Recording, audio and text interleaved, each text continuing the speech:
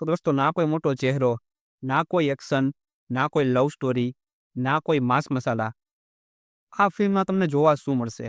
તો આ ફિલ્મમાં જોવા મળશે તમને દર્દ, ઇમોશન અને કાંઈક કરી બતાવવાની જે લાગણી હોય ને ઈ.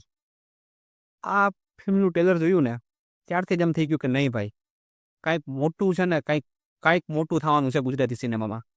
પણ હું પર્સનલી આ ફિલ્મની રાહ જોતો હતો. મને ખબર હતી કે ચાતર નામની એક ફિલ્મ આવવાની છે. પણ આટલું બધું જલ્દી આ લોકો રિલીઝ કરશે ની ખબર નહોતી મને. 11 તારીખે એટલે કે હમણાં જે 11 તારીખ આવે છે ત્યારે જ આ ફિલ્મ તમને થિયેટરમાં જોવા મળવાની છે.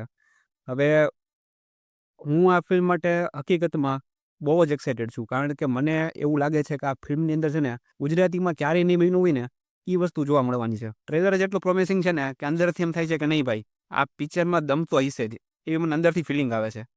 ઉપરથી તમે આમ જુઓ તો 4 દોસ્તારની કહાની છે અને એની તમે લેંગ્વેજ સાંભળી હોય ટ્રેલરમાં તો એકદમ દેશી કાઠિયાવાડી જે તળપદી ભાષા કહેવાય આપણી, એ પ્રકારે આખું પિક્ચર બનાવ્યું છે. મતલબ કે એ ટચ, એ વાઇબ જે છે એ તમને એનો અહેસાસ થાય.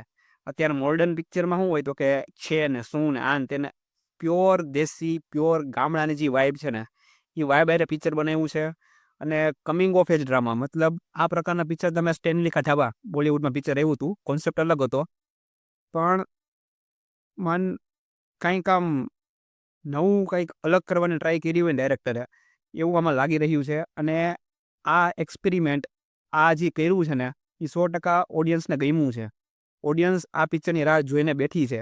કારણ કે આ પ્રકારની પિક્ચર, અને બીજી વસ્તુ એ કે કેન્સ નામનો જે મોટો ફેસ્ટિવલ હોય એની અંદર આનું પ્રીમિયર થવાનું છે. અને બાકી પણ ઘણી જગ્યાએ આ ફિલ્મને ફીચર કરવામાં આવી છે. તો મારા ખ્યાલ પ્રમાણે આ ફિલ્મ કંઈક નવું, કંઈક યુનિક આપણને આપીને જાય ને એ પ્રકારનો અનુભવ આપણને આપીને જાય. બાકી દોસ્તો આપણે બીજી કાંઈ વાત નહીં કરીએ પિક્ચર વિશે, ફક્ત રાહ જોવું 11 તારીખની. અને 11 તારીખે આપણે આનો ડિટેલમાં રિવ્યૂ બનાવશું. મારી આશા આ પિક્ચરથી બહુ છે. તમને આ ટ્રેલર કેવું લાગ્યું મને કોમેન્ટ કરીને કહેજો. અને આવા નવા ક્વોલિટી કન્ટેન્ટ જોવા માટે યાર પ્લીઝ સબસ્ક્રાઈબ કરી લો. ધન્યવાદ.